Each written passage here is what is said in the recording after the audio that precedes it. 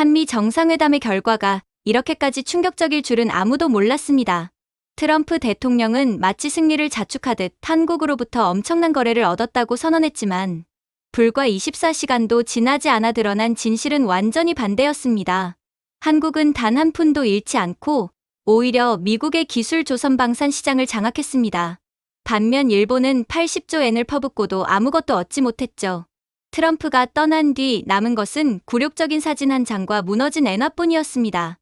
CNN은 이를 두고 한국은 계산했고 일본은 공언했다고 논평했습니다.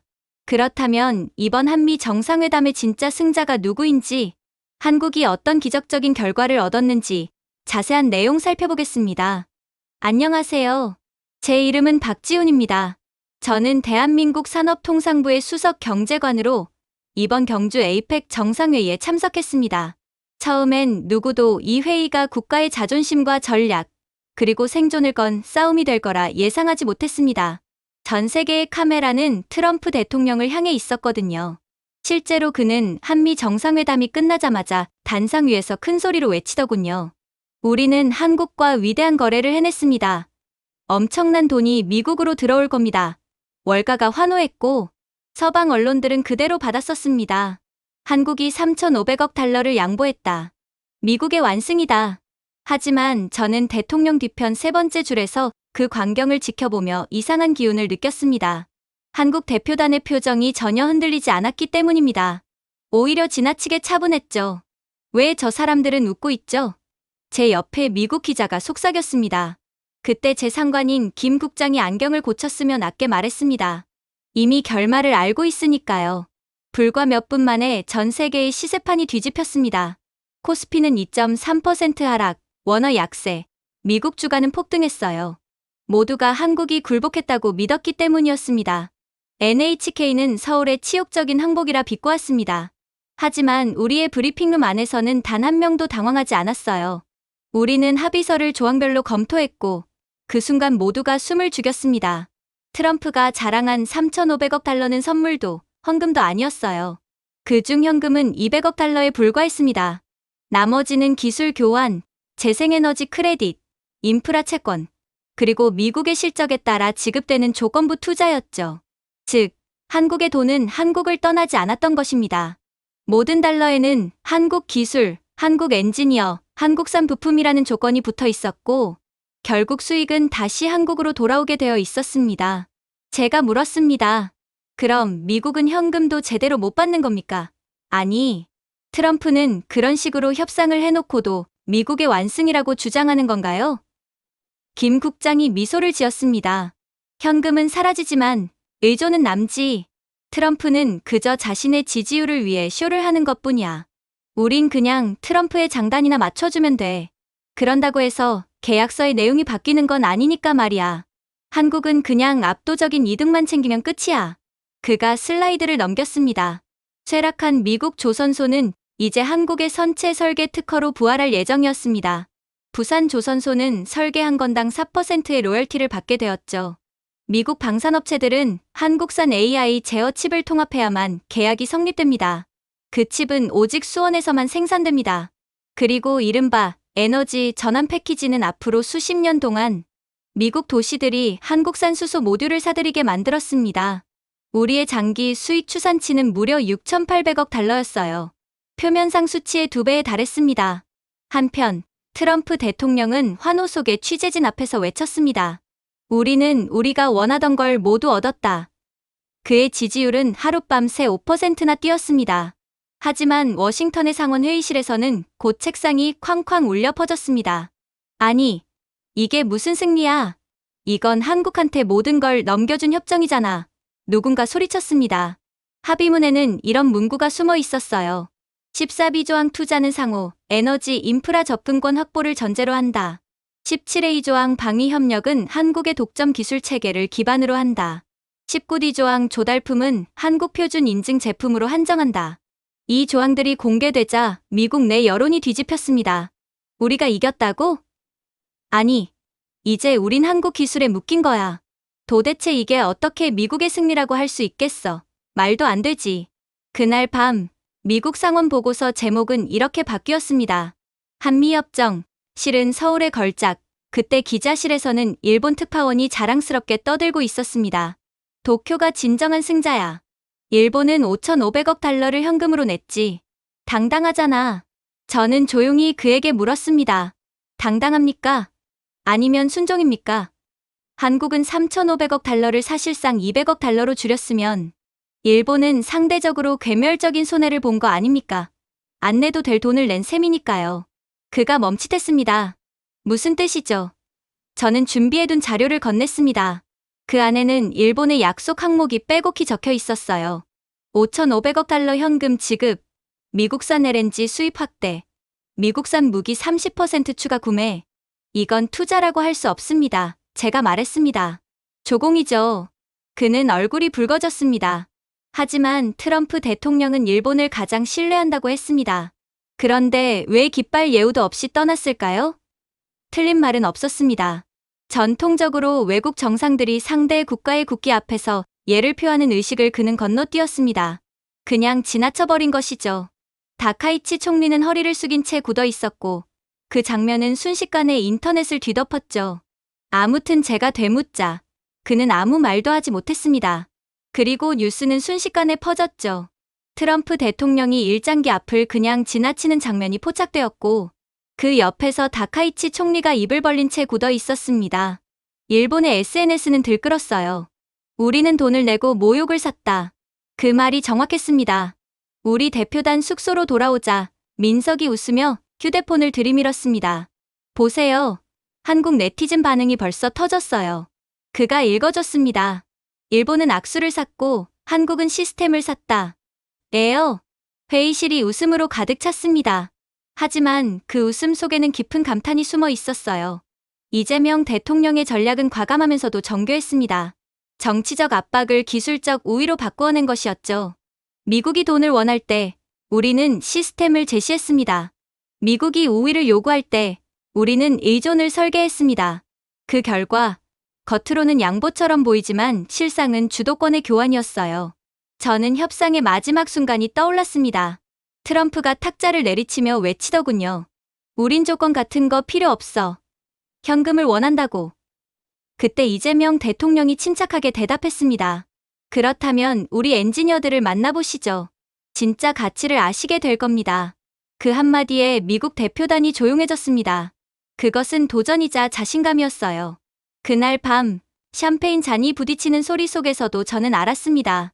미국이 얻은 건 박수였지만 한국이 얻은 건 미래였습니다. 이튿날 새벽 시장은 눈을 떴습니다. 한국 방산 수출이 12% 급등, 한화주가 14% 폭등. 현대중공업은 버지니아, 조선소의 한국 설계 기술 제공 로열티 계약을 발표했습니다. 미국은 매년 한국에 27억 달러의 기술료를 지급하게 되었죠.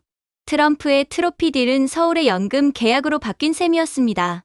몇 시간 뒤 월스트리트 저널의 제목이 조용히 수정되었습니다.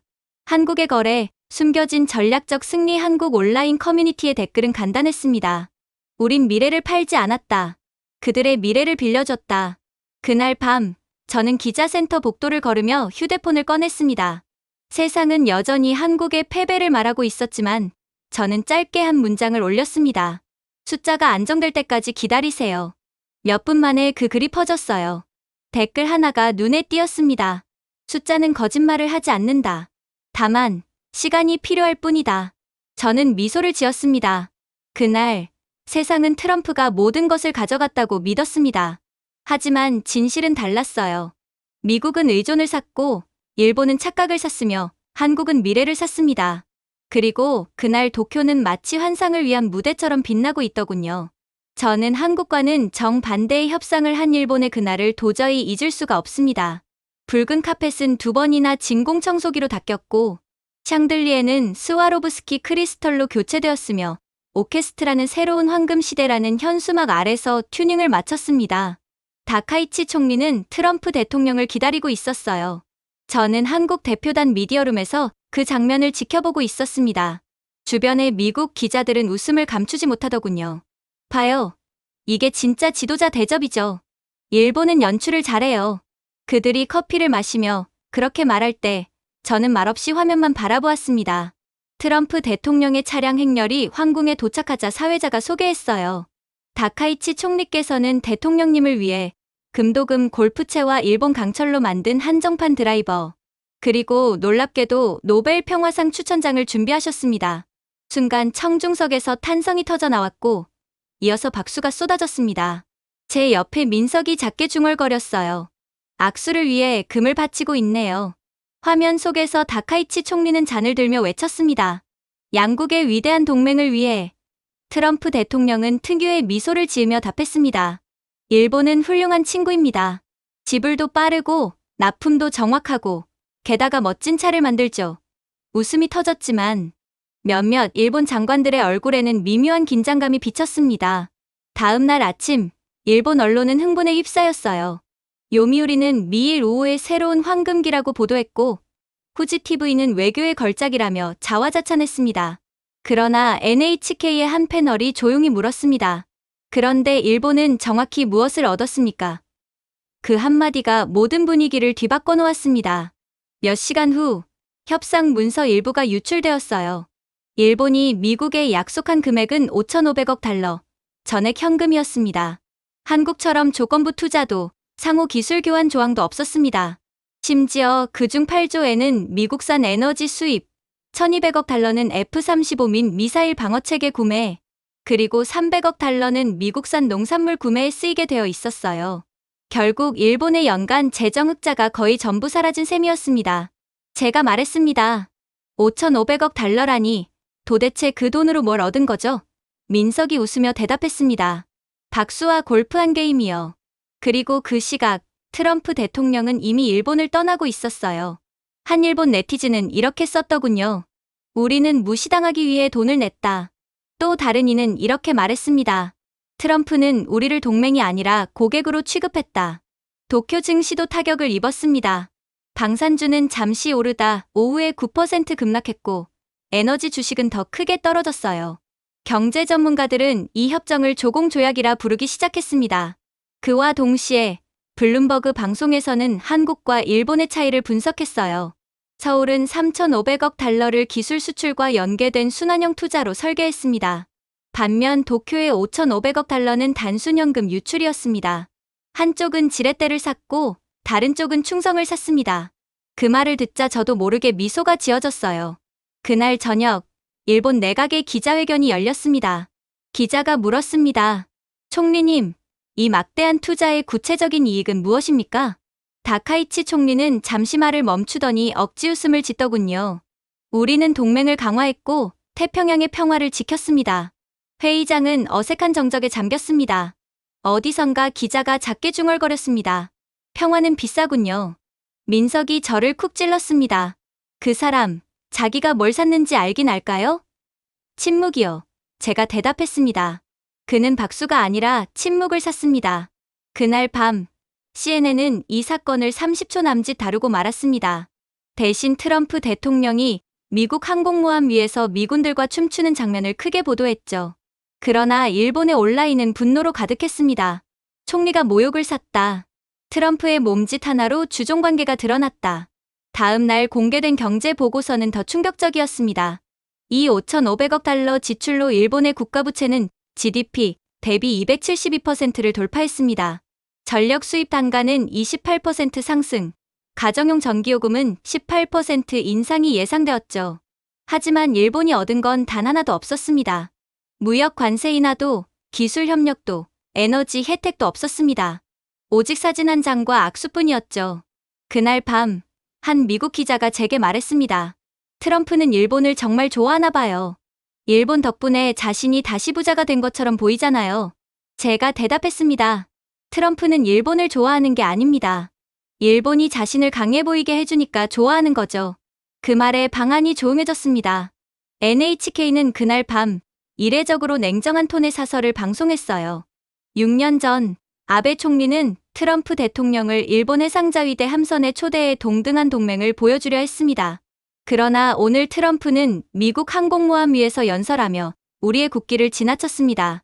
일본은 이 장면을 어떻게 받아들여야 할까요? 그 질문에 스튜디오도 잠잠했습니다. 저는 화면을 바라보며 낮게 중얼거렸어요. 그들은 위신을 사려 했지만 대신 동정을 샀을 뿐이군요. 서울에서는 누구도 노골적으로 자축하지 않았습니다. 청와대는 단 한 줄의 논평만 냈죠. 대한민국은 미일 양국의 협력을 환영합니다. 하지만 모두가 그 의미를 알고 있었습니다. 우리는 구매하지 않았습니다. 이미 존경을 얻고 있었으니까요. 엔화 환율은 그 즉시 폭락했습니다. 물가 상승, 소비 위축, 그리고 황금 선물 스캔들이라는 이름의 시위가 시작되었죠. 시위대의 피켓에는 이렇게 적혀 있었습니다. 5,500억 달러의 수치. 우리는 아무것도 사지 못했다. 그 장면을 보며 민석이 말했습니다. 우린 아이디어로 미국을 설득했고 그들은 금으로 구슬렸네요. 제가 고개를 끄덕였습니다. 아이디어는 감가상각되지 않죠? 정상회의가 끝나자 모든 대비가 명확해졌습니다. 한국은 기술 로열티와 공동 방산개발, 자주적 협력을 얻었습니다. 일본은 빈손으로 돌아갔어요. 서방 언론조차 이렇게 인정했습니다. 도쿄는 박수를 샀고 서울은 미래를 샀다. 저는 모니터를 끄고 창가에 섰습니다. 태평양의 수평선이 고요하게 빛나고 있었습니다. 한쪽은 금빛이 잠시 반짝이다 사라졌고 다른 한쪽은 조용하지만 꾸준한 빛을 내고 있었습니다. 하지만 정말로 충격적인 점은 따로 있었어요. 현재 전 세계가 한국과 일본의 단편적인 협상 결과에만 집중하고 있지만 사실 한국이 얻어낸 더욱 중요한 부분은 따로 있었거든요. 이재명 대통령이 주최한 만찬장은 따뜻한 호박빛 조명 아래 고요히 빛나고 있었습니다. 은식기가 부딪히는 소리만이 잔잔히 울렸고 오케스트라의 음악마저 조용히 잦아들었죠. 원래 이 자리는 정상회담을 마친 후의 축하 자리, 우아한 외교적 인사와 건배의 순간으로 끝나야 했습니다. 하지만 이재명 대통령이 다음으로 꺼낸 한마디는 전 세계의 외교 균형을 흔들었습니다.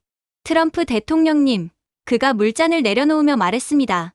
대한민국이 핵 추진 잠수함을 건조할 수 있도록 허가해 주십시오. 순식간에 공기가 얼어붙었습니다. 사람들의 손이 멈췄고 숨소리조차 들리지 않았습니다. 트럼프 대통령은 잠시 멈칫하더니 어색하게 웃었습니다. 핵 추진 말입니까? 무기 얘기는 아니죠. 이 대통령은 미소 없이 고개를 끄덕였습니다. 맞습니다. 추진 기술입니다. 그러나 추진과 억제력, 그리고 주권은 분리될 수 없습니다. 대통령님께서도 아시지 않습니까? 통역관들은 잠시 말을 멈췄습니다. 그 말을 정말 번역해도 되는지 망설이는 듯했죠. 미국 보좌관들이 서로의 얼굴을 바라보며 낮은 목소리로 속삭였습니다. 그는 진심이야. 정적이 길게 흘렀습니다. 트럼프 대통령이 억지로 미소를 지으며 물었습니다. 이건 큰 요구입니다. 이 대통령. 아시아의 균형을 흔들 수 있다는 걸 아시죠? 이 대통령은 단호히 대답했습니다. 균형이라뇨? 대통령님, 지금 동아시아에는 균형이 존재하지 않습니다. 중국은 극초음속 미사일을 시험하며 우리 바다를 위협하고 북한은 어민들 머리 위로 미사일을 쏘아 올립니다. 일본은 수백억 달러를 내며 미국산 무기를 사들이지만 실상은 자주권을 잃었습니다. 우리는 세계의 반도체, 함선, 위성을 만들면서도 정작 우리 자신을 지킬 기술은 가지지 못했습니다. 그건 부당합니다. 호라는 다시 정적에 잠겼습니다. 이 대통령이 낮게 덧붙였어요. 대한민국은 존재를 허락받는 나라가 아닙니다. 그 말에 공기가 무겁게 떨렸습니다. 국방부 장관은 헛기침을 했고 미군 참모는 태블릿을 꺼내 바쁘게 메모를 남겼습니다. 하지만 트럼프 대통령은 그 말을 가볍게 넘기지 않았어요. 그는 손가락을 깍지 낀 채 이 대통령을 바라봤습니다. 마치 처음 보는 인물이라도 된 듯이요. 당신, 진심이군요? 그렇습니다. 한국이 그 책임을 감당할 수 있다고 생각합니까? 이 대통령은 미소 지으며 대답했습니다. 우리는 이미 감당하고 있습니다. 그는 손짓 하나로 화면을 켰습니다. 조용히 준비된 자료가 스크린에 떠올랐습니다. 숫자는 명확했고 누구도 부정할 수 없었습니다. 대한민국의 국내 총생산은 2조 3천억 달러, 세계 10위권입니다. 국가부채 비율은 55% 미만, 올해 방산 수출 성장률은 42%, 글로벌 디램 시장의 70%, 파운드리 반도체의 60%를 우리가 공급합니다. 미국의 차세대 F-35 전투기에 들어가는 AI 제어 칩 절반이 한국산입니다. 미국 대표단은 눈을 피했습니다. 그 수치는 부정할 수 없는 사실이었기 때문입니다. 이 대통령은 차분히 말을 이어갔어요. 우리의 K3 소형 원자로는 이미 아랍에미리트에서 무사히 가동 중입니다. 우리 조선소는 세계 LNG선의 절반을 건조하고 있습니다. 핵 추진 시스템. 우리는 더 안전하고 더 효율적으로 만들 수 있습니다. 그건 공격이 아니라 평화를 위한 기술이죠. 트럼프 대통령이 고개를 기울였습니다. 평화와 균형이라 누구와의 균형입니까? 이 대통령은 조용히 대답했습니다. 현실과의 균형입니다. 그 한마디에 통역사들마저 숨을 멈췄습니다. 잠시 후 트럼프 대통령이 웃으며 말했습니다. 대단하군요. 담력이 있어요. 이 대통령은 고개를 저었습니다. 담력이 아니라 필요입니다. 억제력 없는 평화는 연필로 쓴 약속과 같습니다. 우리는 해마다 북의 미사일을 보고 중국의 잠수함을 따라가며 일본이 리더십을 운운하며 미국 무기를 사들이는 걸 지켜봅니다. 이제 우리는 우리의 것을 지키려는 겁니다. 트럼프 대통령의 비서가 그의 귀에 무언가를 속삭였지만 그는 손짓으로 막았습니다. 그에게 말하게 하세요. 이 대통령의 목소리는 더 낮고 단단해졌습니다. 대통령님께서는 아메리카 퍼스트를 말씀하셨죠. 저희는 그 철학을 이해합니다. 다만 대한민국은 두 번째가 아니에요. 우리는 자립적이고 탄탄하며 준비된 국가입니다.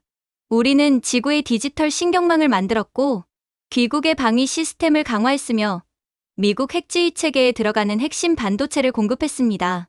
나노 단위의 미세 공정을 다루는 나라가 미터 단위의 추진체를 못 만든다는 건 모순 아닙니까? 트럼프 대통령의 표정이 진지해졌습니다. 그는 잔을 천천히 돌리며 말했습니다. 이야기는 훌륭하네요. 하지만 외교적 시선이 이 대통령이 부드럽게 말을 잘랐습니다. 시선은 바뀌지만 능력은 남습니다. 미국 대표단은 흔들렸습니다. 한국의 주장은 감정이 아니라 계산이었습니다. 이 대통령은 모든 우려의 수치로 답했고 모든 의심의 근거로 대응했어요. 우리의 핵안전 연구 예산은 연 76억 달러입니다. 프랑스 영국과 협력 중이며 한국이 건설한 원전은 전 세계 사고율 0%입니다. 핵 추진 잠수함 개발은 민간, 국가 공동 펀드로 IAEA 감시 체계 아래 투명하게 진행될 것입니다. 그 논리는 완벽했습니다. 반박하려면 오히려 미국이 위선을 드러내야 했습니다. 트럼프 대통령이 낮게 물었습니다. 그러니까 우리가 허락하지 않아도 진행하겠다는 겁니까? 이 대통령의 시선은 흔들리지 않았습니다. 함께 가길 바랍니다. 그러나 혼자서라도 가야 한다면 그렇게 하겠습니다. 그 말은 천둥처럼 울렸습니다. 사실 미국 대표단은 모두 알고 있었습니다. 폐허에서 반도체 강국이 된 이 나라는 결심하면 멈추지 않는다는 것을요. 트럼프 대통령이 낮게 중얼거렸습니다. 당신은 일본 총리보다 훨씬 강하군요. 이 대통령은 미소 지었습니다. 우리는 충성과 복종을 혼동하지 않습니다. 그 한마디에 공기가 찢어지듯 무거워졌습니다.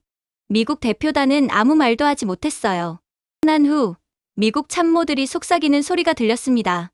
한국은 전쟁 대신 논리로 싸웠다. 그는 허락을 구한 게 아니라 통보를 한 거야. 그날 밤 워싱턴과 도쿄 사이를 아무 전문이 오갔습니다. 한국, 외교적 루비콘을 건넜다. 그 문장이 미군 보고서 맨 위에 적혀 있었다고 합니다. 새벽 무렵 미국 싱크탱크는 새 보고서를 작성했습니다. 핵 보유 한국의 전략적 가치 방산주가 다시 급등했고 CNN은 이렇게 보도했습니다. 미국 정부가 한국의 핵 추진 잠수함 제안을 검토 중입니다. 호텔방으로 돌아온 저는 그 장면을 계속 떠올렸어요.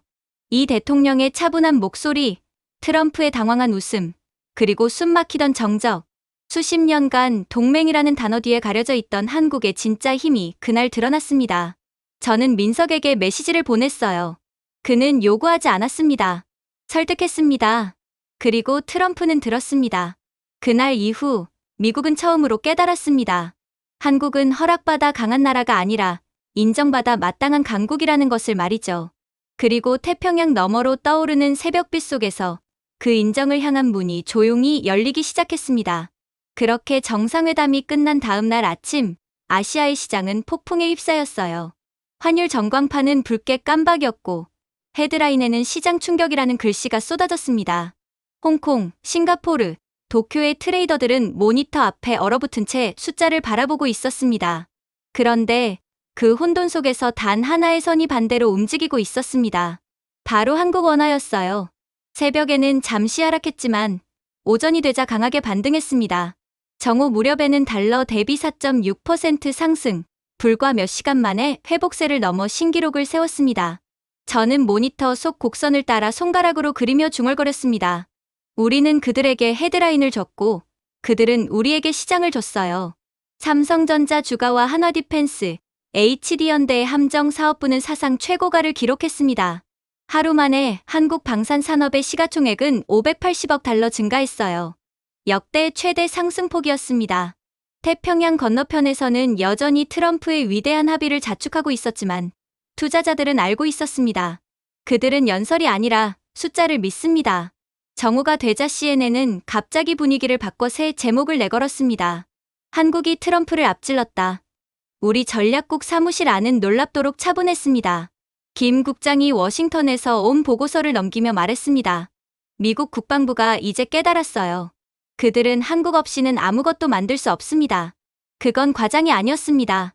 미국의 방산산업은 이미 수년 전부터 한국 기술에 전적으로 의존하고 있었어요. 단순히 반도체뿐 아니라 그 뒤에 깔린 보이지 않는 시스템 전체가 한국 기술이었습니다.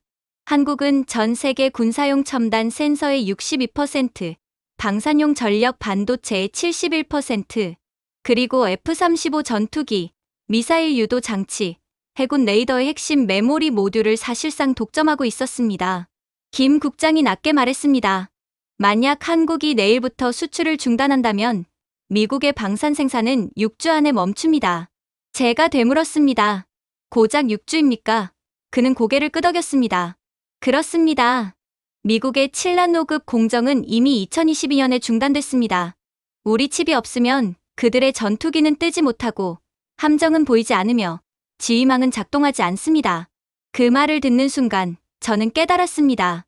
우리가 만든 건 단순한 부품이 아니라 문명의 신경망이었습니다. 미사일의 유도와 인공위성의 궤도와 전장의 통신망, 그 모든 것이 한국의 실리콘 위에서 뛰고 있었어요. 트럼프의 협상단은 그 사실을 너무 늦게 깨달았습니다. 그들이 현금 지급을 요구했을 때 우리 대표단이 조용히 답했습니다. 우리가 귀국의 공급망을 살려드리겠습니다. 그건 허세가 아니라 사실이었습니다. 그리고 한국이 기술 공급망을 끊으면 한국 기술력에 전적으로 의존하고 있던 미국이 무릎을 꿇게 되므로 트럼프는 한국에만큼은 부당한 요구를 할 수 없었고 결국 한국의 많은 이권을 그대로 내주고 말았던 거였죠. 그리고 이러한 한국의 기술적 우위는 이제 시장이 진실을 말해주고 있었습니다. 미국 방산주는 소폭 상승했지만 하청업체들의 보고서에는 빨간 경고문이 찍혔어요. 납기 지연, 부품 부족, 펌웨어 호환성 문제. 이 모든 문장은 한 가지를 뜻했습니다. 한국 의존도. 반면 한국에는 기회가 쏟아졌습니다. 이틀 만에 한화는 나토 두 회원국과 123억 달러 규모의 자주포 수출 계약을 체결했고 삼성전자는 로키드 마틴으로부터 47억 달러 규모의 유도 프로세서 긴급 주문을 받았습니다. HD현대 조선소는 미 해군으로부터 12척의 이지스 구축함건조 계약을 새로 따냈어요. 모두 한국식 추진 시스템이 필수 조건이었습니다. 민석이 웃으며 말했습니다. 이제 우린 단순한 협력업체가 아니라 그들의 동맥이에요. 국제통화기금은 그날 저녁 성명을 냈습니다. 한국은 전 세계 방산 공급망의 필수 허브가 되었다. 블룸버그는 분석했습니다. 이번 협상으로 한국의 방산 수출만으로도 분기 GDP가 1.8% 상승할 수 있다. 한편 일본은 완전히 무너졌습니다. 같은 시각 니케이 지수는 9.4% 폭락, 2008년 금융위기 이후 최악의 하루를 기록했어요. 원인은 자동차 산업의 공황이었습니다. 도요타 주가 14% 하락, 혼다 12%, 닛산 11%. 미국과의 무역 합의가 허상이었다는 사실이 드러나자 투자자들이 등을 돌린 것입니다. NHK 해설자는 떨리는 목소리로 말했습니다. 일본은 동맹을 위해 돈을 냈지만 받은 것은 압박뿐입니다. 사실 일본은 스스로 만든 함정에 빠졌습니다. 트럼프는 회담 중 일본에게 미국산 차량을 일본으로 역수입하라는 기괴한 조건을 내걸었습니다. 그런데 일본 정부는 그걸 받아들였죠. 그 결과 도요타는 매년 미국산 차량 15만 대를 일본으로 들여와야 합니다. 물류비와 관세를 포함하면 가격이 22% 인상되었고 결국 일본 소비자들은 분노했습니다. 일본 자동차 업계의 손실 추산치는 단 한 분기 만에 370억 달러에 달했습니다. 한국과는 달리 미국의 기술적으로 뭐 하나 들이밀 것이 없었던 일본은 그대로 트럼프 특유의 막무가내식 협상에 속수무책으로 당했던 거였죠. 제가 중얼거렸습니다. 그들은 자존심을 팔고 박수를 샀군요. 민석이 웃으며 답했습니다. 하지만 박수는 세금을 내지 않죠. 전 세계 언론이 두 나라를 비교하기 시작했습니다. 파이낸셜 타임스는 이렇게 썼더군요. 서울은 체스를 두었고 도쿄는 노래방에서 트럼프 앞에서 노래를 불렀다. 이코노미스트는 새로운 용어를 만들었습니다. K모델 인내와 정밀함, 그리고 전략적 우위의 조합. 그날 밤 미국 의회 보고서가 유출되었습니다. 미국의 미사일 유도 시스템의 68%, 전장 통신 장비의 54%, 사이버 방어 하드웨어의 72%가 한국 기술에 기반해 있었습니다. 만약 그 흐름이 끊긴다면 미국의 국방 준비 태세는 2달 안에 35% 하락할 것이라는 분석이었어요. 한국의 협상은 기술을 무기로 바꾼 순간이었습니다. 그날 밤 저는 김 국장과 함께 대사관 전망대에 섰습니다. 태평양의 바람이 유리창에 부딪혔고 도시의 불빛은 숫자보다 강하게 빛났죠. 김 국장이 조용히 말했습니다. 트럼프가 우리 요구를 거절하지 못한 이유가 뭔지 알아? 그가 우리를 필요로 했기 때문이죠. 맞아. 그러나 우리는 그를 같은 방식으로 필요로 하지 않았지. 미국은 한국의 기술에 의존하고 있지만 한국은 이미 독립적인 기술망을 갖추었거든. 그 말이 마음속에 오래 남았습니다. 미국의 드론부터 이지스함까지 그 모든 시스템은 한국의 기술이 조용히 흘러가는 회로 위에 서 있었습니다. 그 기술이 멈추는 순간 세계 최강 미국이라는 문장은 단지 헤드라인에 불과했죠. 한편 일본은 여전히 웃으며 손을 흔들었습니다. 그들에게는 지렛대도 반도체 주권도 대체 기술도 없었습니다. 그들의 공장은 여전히 외국산 펌웨어에 의존했고 그들의 위성은 10년 전 미국산 제어 칩으로 돌고 있었어요. 워싱턴이 재채기하면 도쿄는 독감에 걸렸습니다. 하지만 서울은 달랐습니다. 우리는 스스로 숨쉬는 법을 배웠습니다. 그날 밤 세계의 전광판은 단 하나의 메시지를 남겼습니다. 달러는 유지됐고 엔화는 무너졌으며 한국 원화는 사상 처음으로 둘 사이에서 당당히 서 있었어요. 빌린 신뢰가 아니라 수출하는 신뢰의 화폐로 말이죠. 저는 떠오르는 수치를 마지막으로 바라보며 낮게 속삭였습니다. 우리가 협상을 이긴 게 아니야. 그들에게 누가 세상을 움직이는지 상기시켜준 것뿐이지. 하지만 회담은 순조롭게만 진행되었던 것이 아니었어요. 사실 그렇게 한국만 막대한 이익을 얻는 것으로 회담이 종료되려고 할 때 충격적인 위기 상황이 닥쳐오기도 했거든요. 그건 바로 트럼프는 역시나 자신의 성격을 그대로 드러냈기 때문이었죠. 그는 갑자기 긴급 회담을 열자면서 경우 없는 요구를 해왔기 때문입니다. 그날 밤 마지막 협상이 시작된 시각은 자정을 조금 넘긴 때였습니다. 정상회담장의 협상실은 완전히 봉쇄된 상태였고 휴대전화는 모두 압수되었으며 통역사들의 목소리만 속삭임처럼 울렸어요. 차가운 형광등 아래 트럼프 대통령은 펜을 두드리며 침묵을 깼습니다. 생각해봤는데 그가 말했습니다. 3,500억 달러로는 부족하군.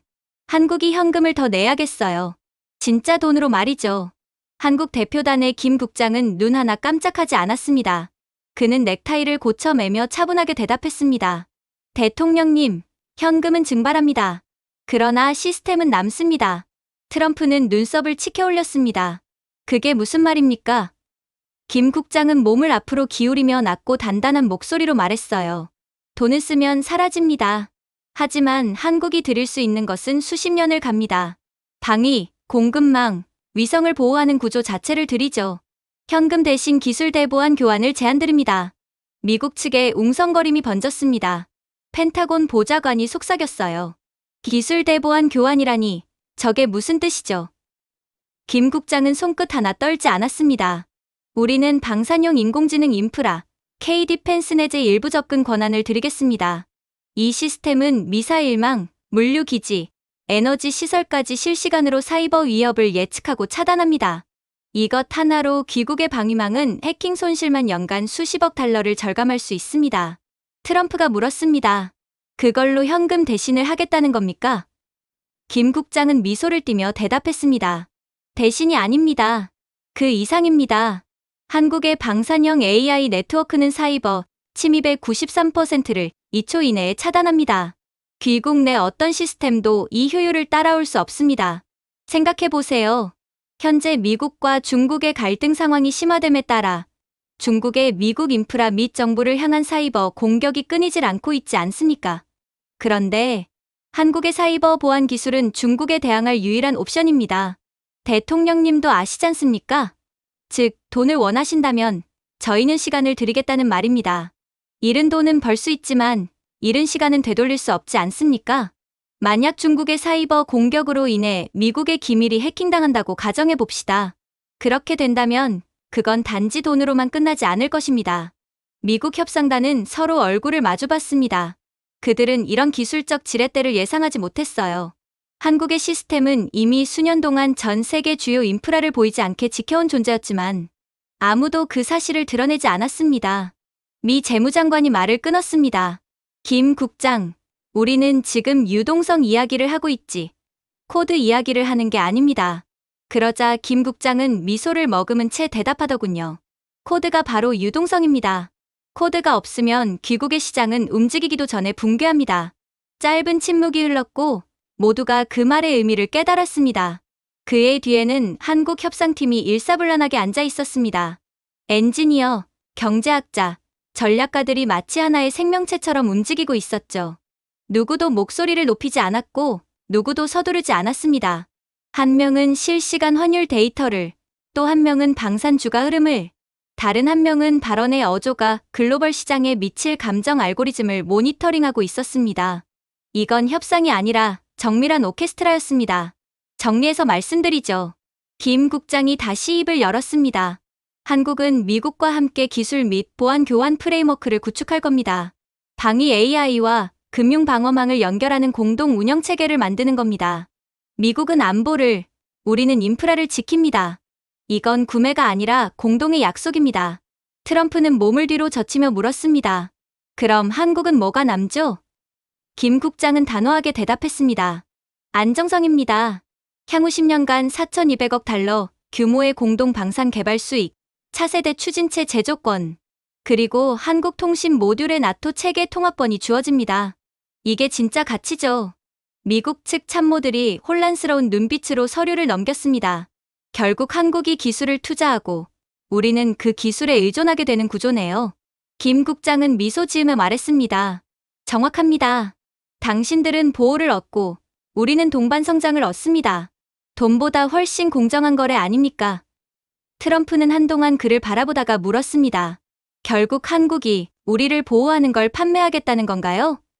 김 국장은 고개를 저었어요. 판매가 아니라 공유입니다. 하지만 그 차이를 이해할 수 있는 나라에게만 말이죠. 쉽게 생각해 봅시다. 한국이 미국의 사이버 보안을 제공하지 않으면 미국은 그 대안조차 없습니다. 전 세계 그 어떤 나라도 한국을 대체할 기술력을 갖추지 못했고 미국이 우리 수준으로 사이버 보안 기술을 발전시키는 데 드는 시간과 비용은 지금보다 훨씬 더 클 거거든요. 어찌 보면 이건 미국이 더 이익을 보는 구조라고 할 수 있는 것입니다. 그 필요성을 고려해 보자면 말이죠. 트럼프는 헛웃음을 터뜨렸습니다. 좋아요, 김 국장. 당신은 절대 눈을 깜빡이지 않는군요. 나를 상대로도 말이죠. 그는 서류를 넘겨보다가 멈췄습니다.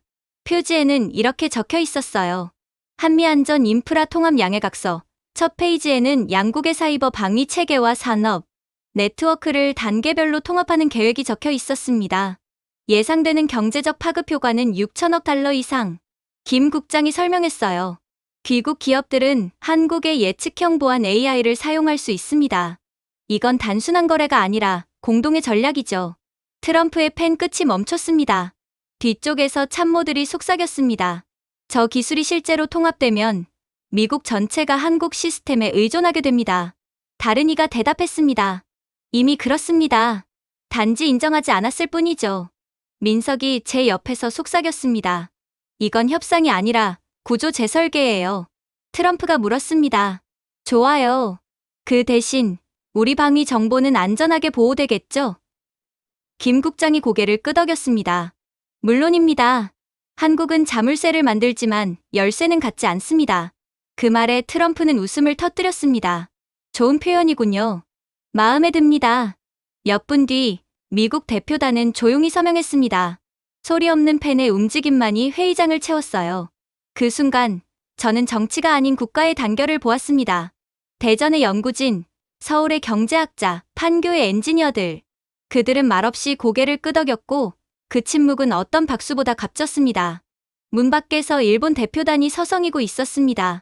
그들은 여전히 관세와 현금 이야기를 할 때라고 믿고 있었습니다. 그러나 진짜 전쟁은 이미 코드 속에서 끝나가고 있었어요. 트럼프가 나서며 말했습니다. 김 국장, 당신들 참 사고방식이 달라요. 좋아요. 당신들 방식으로 해봅시다. 문이 닫히고 방 안의 공기가 풀렸습니다. 김 국장이 웃으며 말했습니다. 우리는 기술을 판 게 아니야. 단지 시간을 판 것뿐이지. 그가 옳았습니다. 새 협정으로 한국은 미국의 국방, 사이버 보안, 산업 네트워크의 핵심 구조가 되었습니다. 연간 780억 달러의 수익, 그리고 GDP 2.4% 추가 성장이 예측되었죠.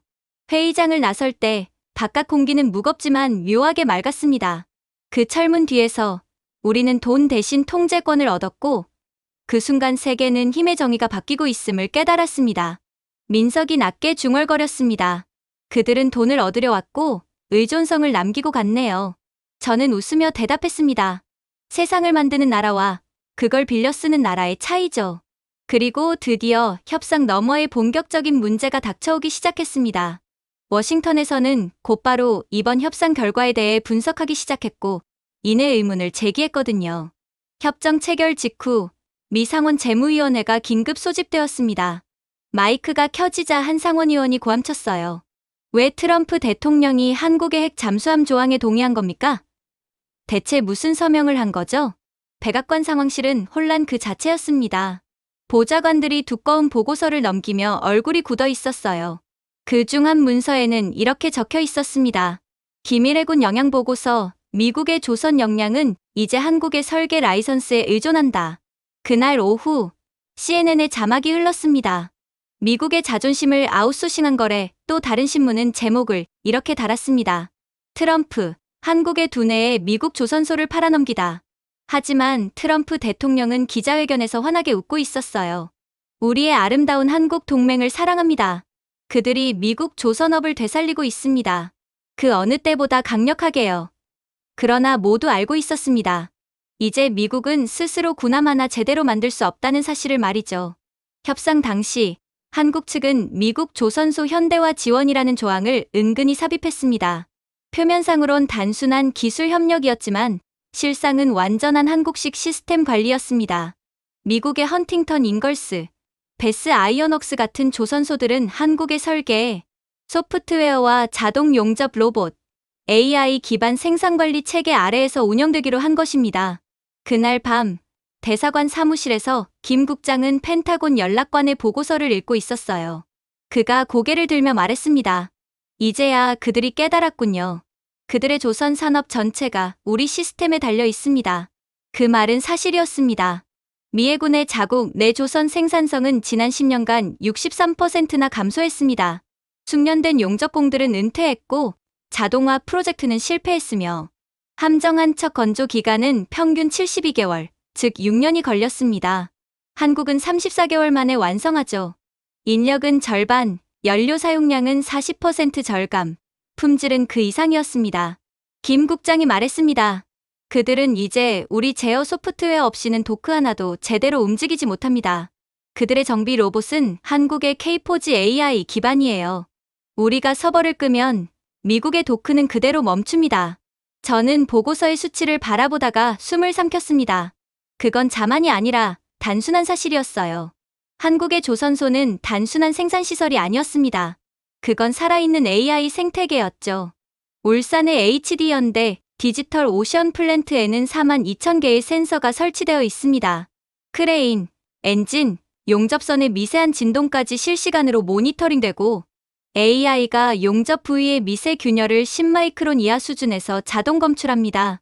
시뮬레이션 AI, H뉴런은 선박을 실제 제작하기 전에 가상으로 완성해 재료 피로도, 파도 저항, 물류 흐름까지 99.3% 정확도로 예측하죠? 이 수치가 바로 한국의 힘이었습니다. 미 해군이 왜 한국의 선박 유지비가 자국보다 30% 저렴한가를 물었을 때 답은 단순했습니다. 한국의 배는 녹이 슬지 않기 때문입니다.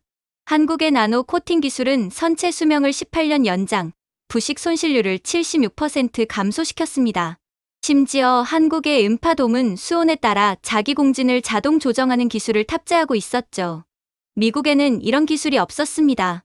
이번 협정을 통해 한국은 미국의 새 해군 조선소, 현대화 사업의 설계, AI 통합, 인력 교육 정권을 갖게 되었습니다. 대신 한국은 모든 미 해군 함정에 대한 공동 생산권, 로열티 수익, 태평양 함대의 전면, 정비권을 확보했어요. 김 국장이 조용히 말했습니다. 우리는 배를 판 게 아닙니다. 그들의 생존을 팔았죠. 그날 밤, 미국 국방부는 기밀 문서를 작성했습니다. 제목은 한국 의존도 예측 보고서, 핵심 문장은 곧 유출되었습니다. 2027년까지 미국의 한국 시스템 의존도는 63% 증가할 것이다. 한국의 AI 통합은 해군 작전 유지에 필수적이다. 다음 날, 월가가 폭발했습니다. HD현대 주가 21% 급등, 한화오션 16%, 삼성중공업 14% 상승. 반면 헌팅턴 인걸스는 19% 폭락, 미국 조선 역사상 최악의 하루였습니다. SNS에는 이런 논쟁이 오갔어요. 이제 미국이 외국인에게 해군을 맡긴다는 건가? 한 한국 네티즌이 답했습니다. 아니요. 우리가 당신들의 배를 뜨게 하고 있을 뿐입니다. 미국 고위 관계자 한 명은 회의에서 이렇게 말했습니다. 한국이 손을 떼면 우리는 함정을 만들 수도 고칠 수도 없습니다. 태평양 전략 자체가 물 위에서 가라앉을 겁니다. 보고서의 마지막 페이지엔 숫자가 있었습니다. 한국의 지원이 없다면 미국의 연간 함정 생산량은 18척에서 6척으로 감소, 유지비는 74% 증가, 배달 지연으로 인한 전략 손실은 5년간 1120억 달러. 트럼프가 세기의 거래라고 부른 이유가 바로 그것이었습니다. 한국의 도움이 없다면 미국은 이제 영영 군함 한 척 만들 수 없는 국가가 되어버리거든요. 그리고 트럼프 대통령이 한국의 핵 문제에 대해 진지하게 고려하며 거의 동의를 앞두고 있는 것도 이러한 한국의 필요성과 관련이 있죠. 한국은 세계 유일하게 조선, 핵 추진, AI 물류를 통합해낸 나라입니다. 미국도, 일본도, 유럽도 이 구조를 만들지 못했어요. 거제의 조선소에서는 크레인과 드론이 서로 통신하며 움직였고, 작업자들의 헬멧은 실시간 증강현실로 용접선을 표시했습니다. 심지어 완성된 잠수함은 궤도 위의 디지털 쌍둥이와 연결되어 모든 진동과 온도를 본사에 실시간으로 전송했습니다. 반면 미국 조선소는 여전히 수기로 점검표를 들고 있을 뿐이었죠. 그래서 트럼프가 한국이 미국 조선소를 되살리게 하겠다고 말했을 때 우리는 단 한순간도 망설이지 않았습니다. 단, 조건은 한국의 방식으로였죠. 우리는 AI 조선 통합 시스템 K10링크를 제안했습니다. 이 시스템은 2년 안에 조선 효율성을 72% 향상시킬 수 있었습니다. 대신 한국은 앞으로 미국이 이 기술로 생산하는 모든 함정의 정비권과 라이선스 수익을 얻습니다. 연간 예상 수익은 380억 달러, 2040년까지 지속됩니다. 김 국장이 미소를 지으며 말했습니다. 그들은 현금을 원했지만 우리는 케이블을 줬습니다. 이제 그들은 영원히 우리 시스템에 연결되어 있죠. 새벽녘, 저는 대사관 발코니에서 샌프란시스코의 안개를 바라봤습니다. 멀리서 미국 조선소의 불빛이 꺼져 있었고 그곳이 다시 켜지려면 한국의 손길이 필요했습니다. 수십 년 전 부산의 용접소에서 일하던 제 할아버지는 늘 말씀하시곤 했어요. 배는 사람과 같단다. 그걸 만든 이들의 꿈을 싣고 떠나지. 이제 한국은 단지 배를 만드는 나라가 아니었습니다. 나라를 띄우는 나라가 되었죠. 그리고 저는 그날 깨달았습니다. 미국은 속은 게 아닙니다. 그들은 단지 새로운 시대의 엔지니어들을 만난 것입니다. 그리고 그 엔지니어들은 모두 한국어로 말하고 있었습니다. 반면에 한국을 그렇게나 조롱하던 일본은 완전히 다른 상황에 처해 있었어요. 도쿄의 새벽이 밝자마자 도시 전체가 불안에 휩싸였습니다. 뉴스 자막에는 붉은 글씨로 이렇게 떠 있었어요. 일본, 미국의 80조 엔 투자 약속 앵커의 목소리는 흡사 사과처럼 들렸습니다. 미화로 약 6천억 달러입니다. 한국의 3배가 넘습니다. 수치만 보면 승리 같았지만 불과 몇 시간 뒤 그 환상은 무너졌습니다. 국회에서는 야당 의원들이 서로 고함을 질렀습니다. 80조 엔을 줬는데 대체 얻은 게 뭐냐? 방위비를 2배로 늘리고 보조금은 줄이고 결국 박수만 받았다는 게 정부의 성과입니까? 저는 서울 대사관의 스크린으로 그 생중계를 지켜봤어요. 일본 총리 다카이치는 창백한 얼굴로 서류를 쥐고 있었고 의사당 밖에서는 수천 명의 시민이 이렇게 외치고 있었습니다. 우린 안보가 아니라 빚을 얻었다. 아메리카 퍼스트, 재팬 라스트. 제가 중얼거렸습니다. 그들은 우리의 강경함을 조롱했지만 숫자는 거짓말을 하지 않죠. 민석이 조용히 웃었습니다. 그들은 쇼를 했고 우리는 협상을 했습니다.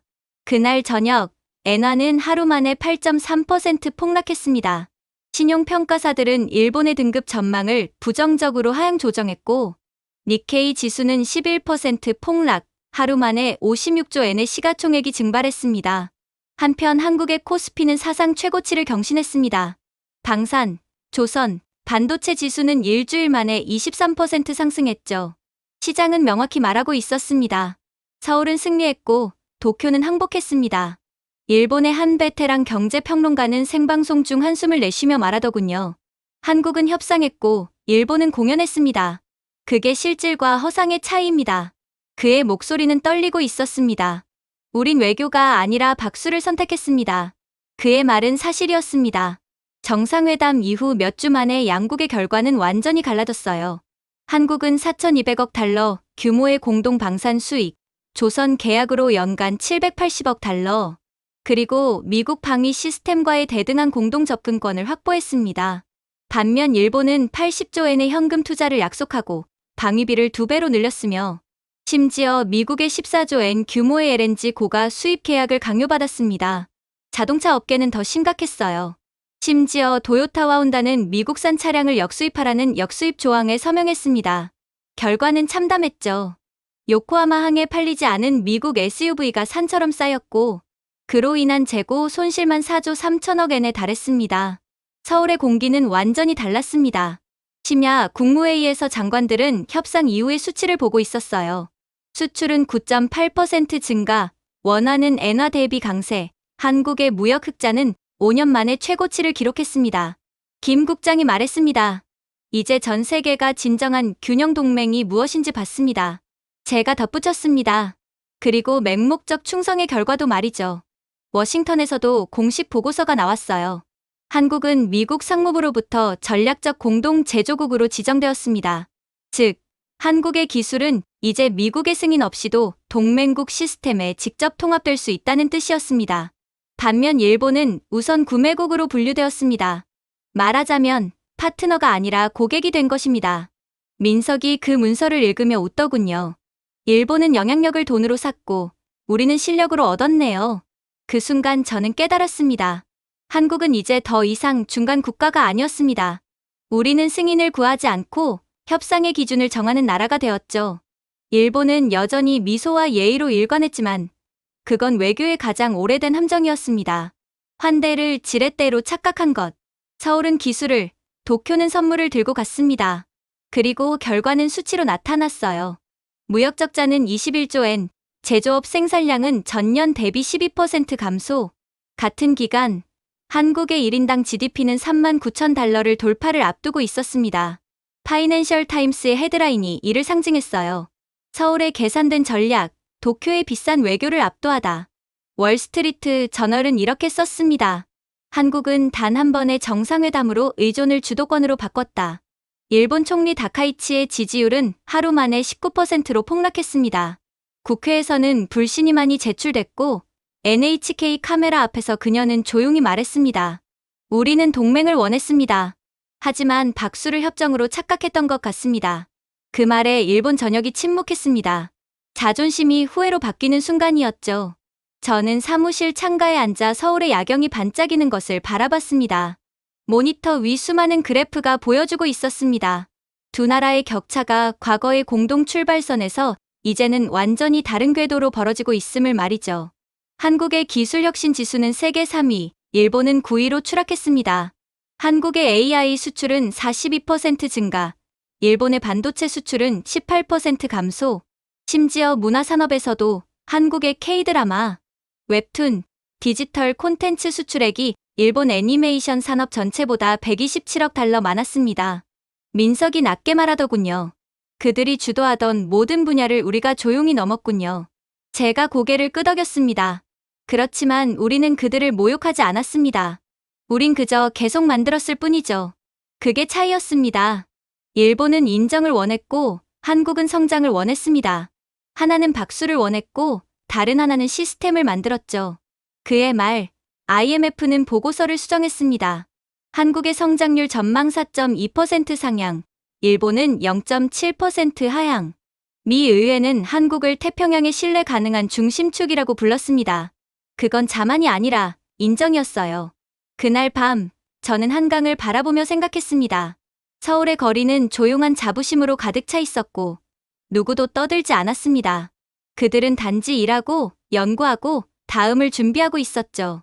그리고 바다 건너, 도쿄의 불빛은 희미했습니다. 빛과 후회의 무게 아래 흔들리고 있었죠.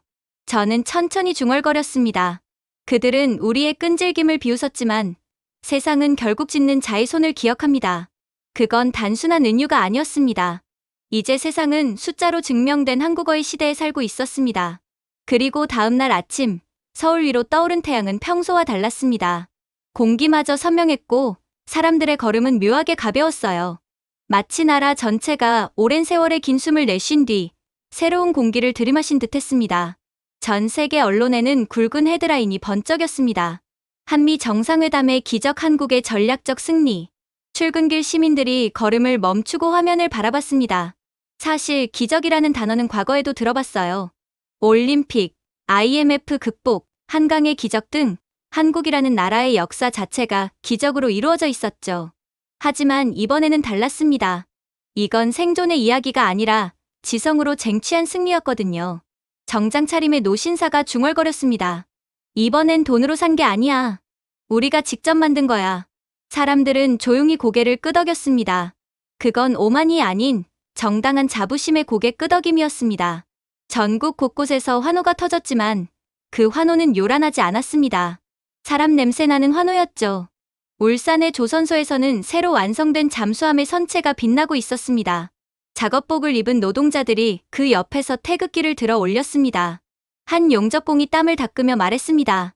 예전엔 남의 설계를 조립했는데 이젠 세상이 우리 설계를 기다립니다.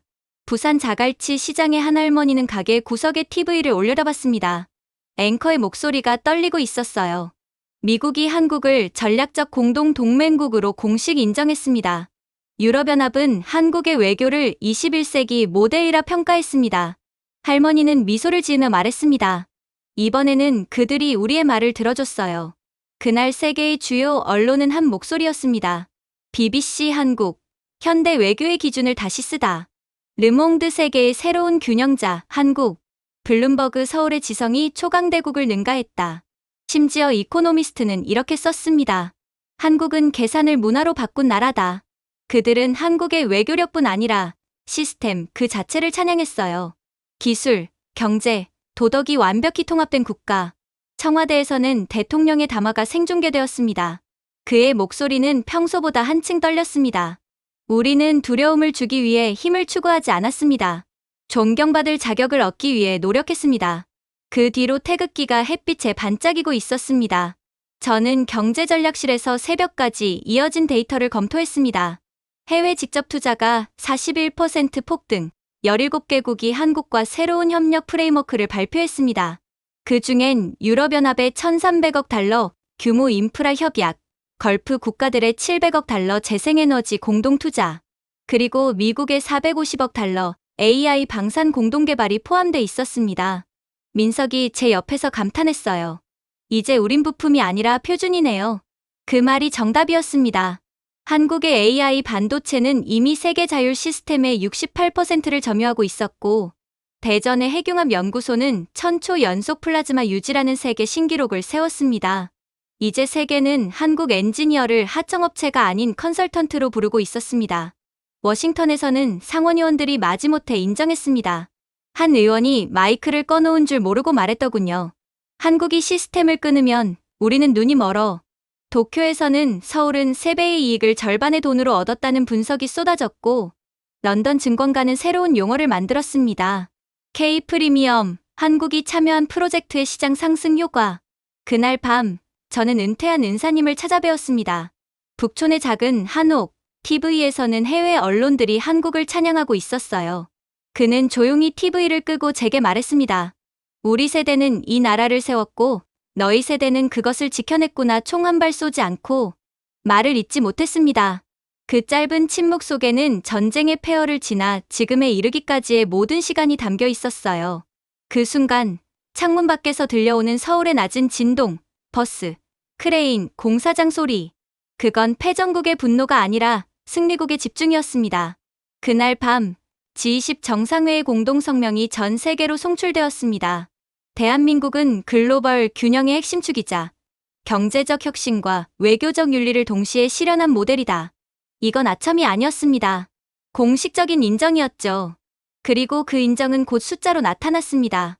한국의 수출액은 9,500억 달러로 독일을 추월할 전망, 원화는 아시아에서 가장 안정적인 통화로 평가받았습니다. 한국 조선소가 만든 수소 선박은 유럽과 중동으로부터 4,800억 달러 규모의 주문을 받았습니다. 세계 주요 금융기관들은 한국산 클라우드 인프라로 이전하며 연간 1,100억 달러의 로열티를 지급하기로 했어요. 민석이 웃으며 말했습니다. 이쯤 되면 실리콘밸리를 사서 실리콘 서울이라 불러도 되겠네요. 제가 웃으며 대답했습니다. 그럴 필요 없어. 그들이 우리에게 오고 있으니까. 실제로 애플, 지멘스, 록히드 마틴은 부산, 인천, 대전에 연구소를 세우겠다는 구체적인 계획안을 발표했습니다. 이유는 간단했죠. 한국의 공급망은 끊기지 않고 늦지 않고 실패하지 않기 때문이었습니다. 그러나 저를 가장 감동시킨 건 수치나 계약이 아니었습니다. 세계가 한국을 부르는 어조의 변화였죠. 예전엔 빠르게 배우는 나라라 불리던 한국을 이제는 모든 기준의 척도라 불렀습니다. UN 사무총장마저 공식 석상에서 이렇게 말하더군요. 한국은 현대산업 외교의 양심이 되었다.